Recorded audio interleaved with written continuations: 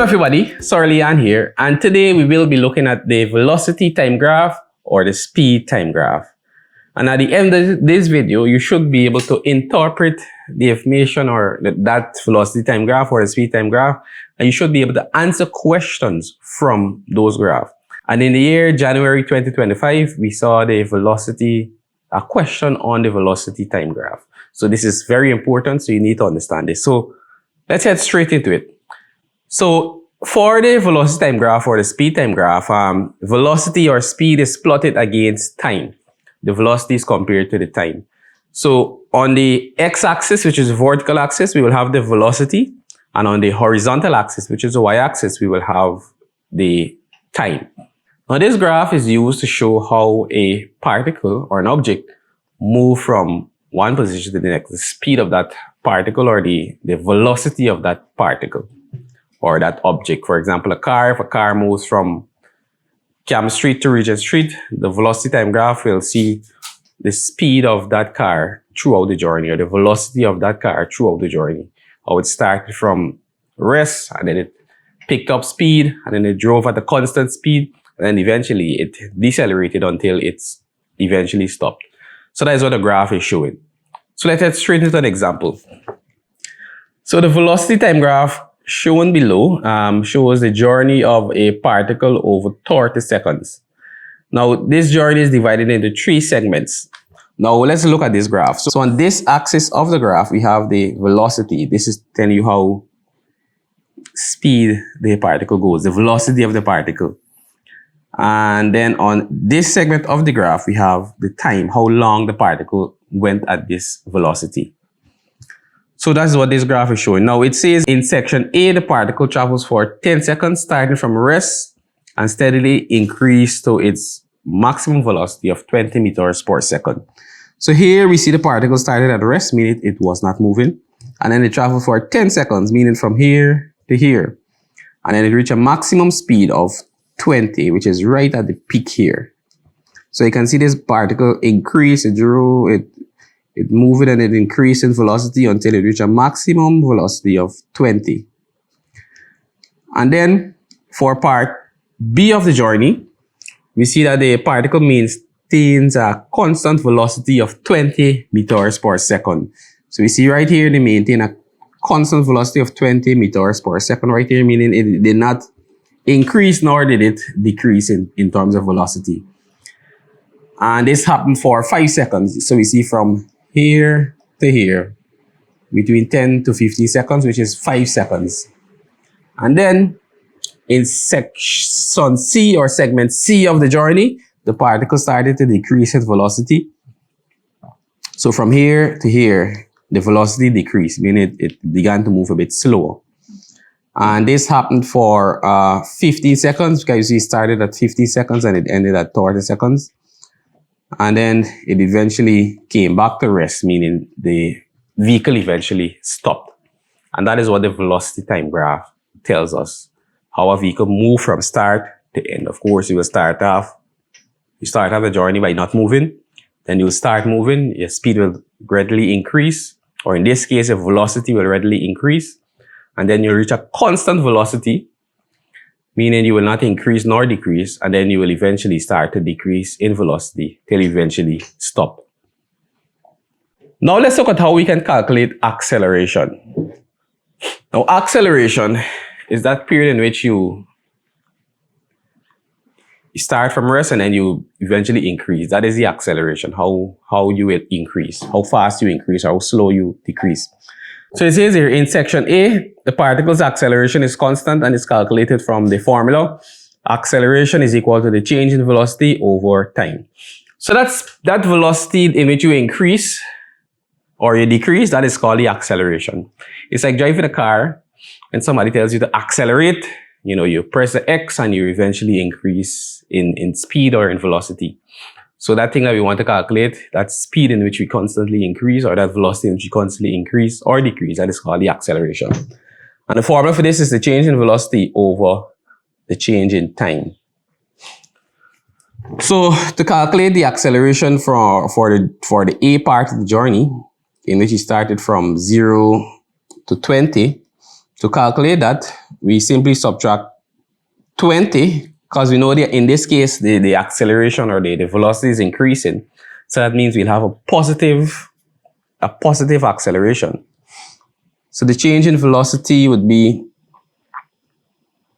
20, because it reached a maximum of 20. So 20 meters per second, subtract,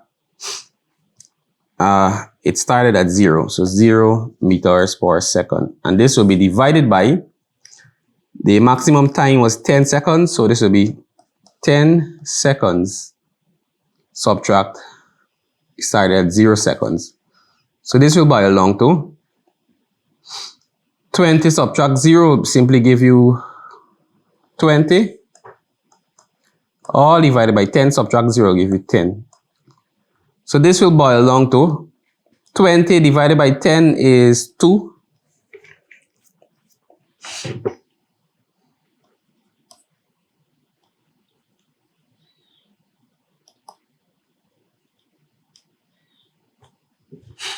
And meters per second divided by meters per second, that is like if you have meters over second divided by seconds. So this will be meters over second. And when we divide it, we know we change the division to multiplication. And then we flip, so this will become 1 over seconds. So this will turn into meters per second squared.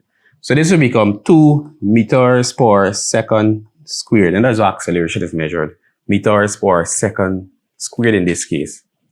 So we see the acceleration for the A part of the journey would be 2 meters per second. Now the units, very important. You can find these units by, doing a little algebra. 20 meters per second, that could be the same as meters over second. Divided by seconds, we know when we divide it, we flip and we change. So this would be m times 1 is m, s times s would be s squared. So meters per second squared. Now, of course, we know we cannot calculate the acceleration for the B part of the journey because we see that the car did not increase or decrease in velocity. So now let's calculate the deceleration of the C part of the journey. So we see that in this case, the vehicle starts to decrease in velocity. Now the formula will remain the same. So because the vehicle is decreasing in velocity, that means the deceleration, of course, will be negative. So in this case, the change in velocity, so we see that it will now be 20 and 0. So this will now be, it ended at 0, so this will be 0 meters per second, subtract 20 meters per second. And the change in time would of course be 30 subtract 15. So 30 seconds subtract 15 seconds. So this would be 0 minus 20 would be negative 20 meters per second. All divided by 30 subtract 50 would be 15 seconds. So we see 20 divided by 15, we know this can cancel out and give us 5 into 20 would be 4. 5 into 50 would be 3. So this would be negative 4 over 3 meters per second squared, because we know that will be the unit. And we learned how to calculate, how to determine those units using some algebra. So in this case, the deceleration is 4 over 3 meters per second squared. So when we are decelerating, meaning when we are decreasing in velocity or speed, it will be a negative. So the next thing that we can calculate from the velocity time graph is the distance traveled. So the distance traveled would be, mathematically speaking, the distance traveled would be the area underneath this velocity time graph. And there's an explanation for that, but we'll just focus on the mathematical part. So the distance traveled for any velocity time graph, we simply calculate the area. And if you look at this shape, we see that this is a trapezium. We have two parallel sides, and we can also have a height. So the distance traveled, so we can say the distance traveled is equal to the area of the graph. So to calculate the area of this graph, we see it's a trapezium, so it's half the sum of the parallel sides. In this case, we can just say half the sum of parallel sides multiplied by the height.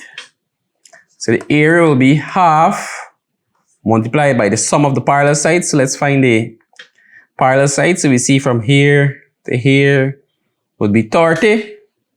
So you can say 30 plus from here to here, we can see that is 5. So 30 plus 5 multiplied by the height. So of course, we know the height would be the vertical height. So it would be from here to here, which can be like 20. So the height would be 20. So the area here would be half multiplied by 30 plus 5 would be 35 multiplied by 20. And if we punch this in our calculators, we'll have 35 multiplied by half multiplied by 20. That would give us the area being equal to 350. And in this case, we know it will be meters. So we can say the distance traveled. So we can say, therefore, the distance traveled is 350 meters. And that is how we can calculate the distance traveled, by simply finding the area under the velocity time graph, the area that the graph takes up. And we see in this shape, we see that it's a trapezium. So we use the formula to find the area of a trapezium. And that is how we can calculate that. So in this video, we learned how to calculate the acceleration and the deceleration. So we see to calculate the acceleration is simply the change in velocity over the change in time. And we see the acceleration is calculated by segments. And we calculated the acceleration for the A part of the journey. And from the time the vehicle is accelerating, you always want to remember that the acceleration will be positive. And when it's decelerating or when it's slowing down, the acceleration will obviously be negative because you're slowing down.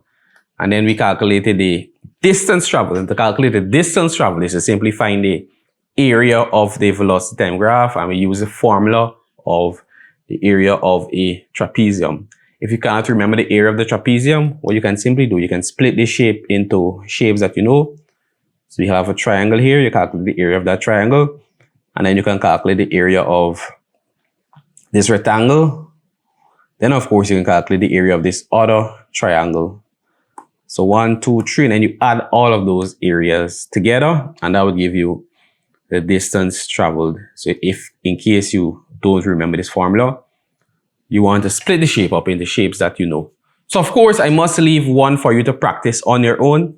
So I have a diagram here, and you want to answer these questions: the maximum speed, the number of seconds for which the speed was constant, and the total distance covered by the athlete during this race.